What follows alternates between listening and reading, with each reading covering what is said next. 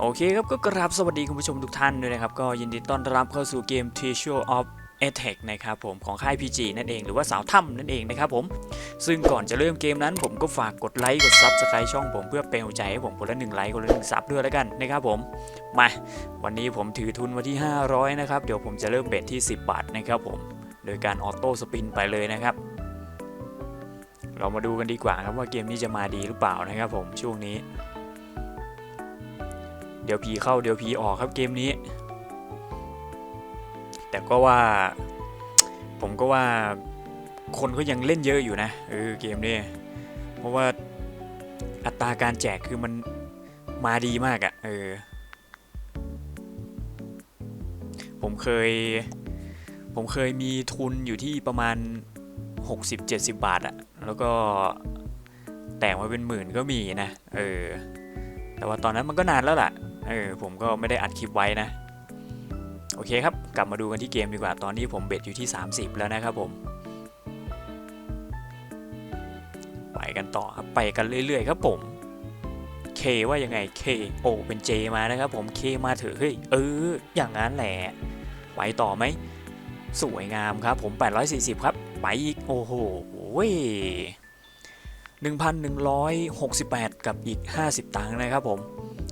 จากทุน400กว่าบาทนะครับตอนนี้ไม่ใช่400ต้อง500ต้องเรียกว่า500นะครับผมตอนนี้ก็ 1,700 เป็นที่เรียบร้อยนะครับผมก็ไปเรื่อยๆครับผมอย่าพึ่งท้อนะครับผมขออีกสักหน่อยได้ไหมดอกนี้มาครับ684 บาทนะครับผมขอเพิ่มเบ็ดไปเลยแล้วกันนะครับผมอัดไปที่เบ็ด50เลยแล้วกันนะครับมาเบ็ด50นี้อันตรายเหมือนกันนะครับผมแต่ว่าเพื่อคนดูแล้วผมก็ต้องทุ่มสักหน่อยละไม่หมดไม่เลิกครับไม่หมดไม่เลิกขอหน่อยเธอ10ว่ายังไง10ไหลไปครับผมโอ้โหหน้าแดงมาสวยงามครับผมตามคำเรียกร้องครับหน้าแดง 1,000 นะครับผมจังหวะเมื่อกี้รวมเป็น 1,860 ครับผมตอนนี้ก็ได้มาที่ 3,891 นะครับผมก็ขออีกสักนิดนึงแล้วกันนะครับผมเอาให้หมดครับ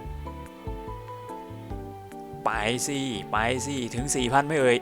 ถึงไหมถึงเป็นที่เรียบร้อยนะครับผม 5,000 ไหมจะถึง 5,000 หรือเปล่า 5,000 ไหมอีก200โอ้ยอีกนิดเดียวนะครับผมก็เคเป็นคิวนะครับผมไม่น่าจะได้ไปต่อนะครับก็หมดออโต้นี้ผมก็น่าจะพอแล้วครับผมก็จากทุน 4-500 นะครับตอนนี้ก็ได้มาที่5,000 แล้วครับผมโอเคครับผมก็อีก13สปินนะครับมาว่ายังไง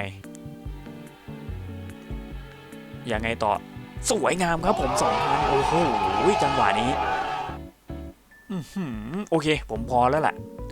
โอเคครับผมก็ตอนนี้ก็ได้มาที่ 7,000 แล้วนะครับผม